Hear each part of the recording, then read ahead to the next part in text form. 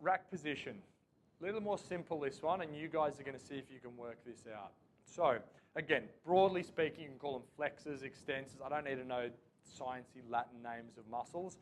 If you're in the rack position and your elbows drop, what is too tight? Something responsible for dropping the elbows. So this is called shoulder extension. So the shoulder extensors are too tight. Who cares what they're called? We'll talk about how to fix that later. They could be too tight. What could be too weak? Something involved in pulling the elbow up. Yeah? Too weak.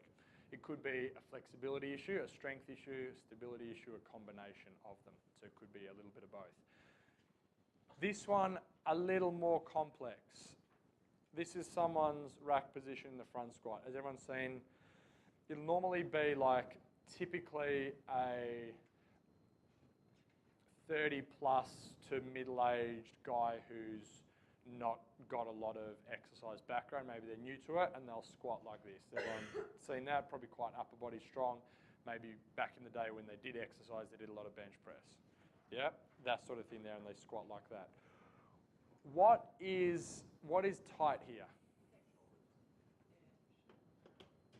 Can we be more specific? Yep. Yep. So that could be part of the problem. That will often make them drop here. Specifically, elbow coming out wide. What's this movement called? Internal rotation.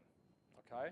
Because what we've got when the elbows are going wide and the hand is coming in, can you see how that's internal rotation?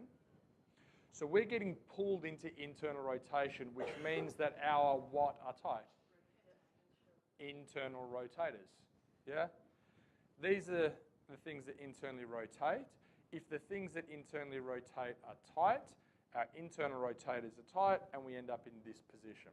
And this diagnoses a tightness through internal rotators, which can you guys see is much more applicable than, okay, see how far you can go, let's measure that range. Let's see how far you can go. It's applicable because it's the movements that we actually need to be doing, internal rotation. What could be weak or underactive in this example? Remember, this is external rotators. If the internal rotators are too tight, the external rotators here could be too weak. So for this athlete with this fault, we need to prescribe them exercises to lengthen their internal rotators and strengthen their external rotators.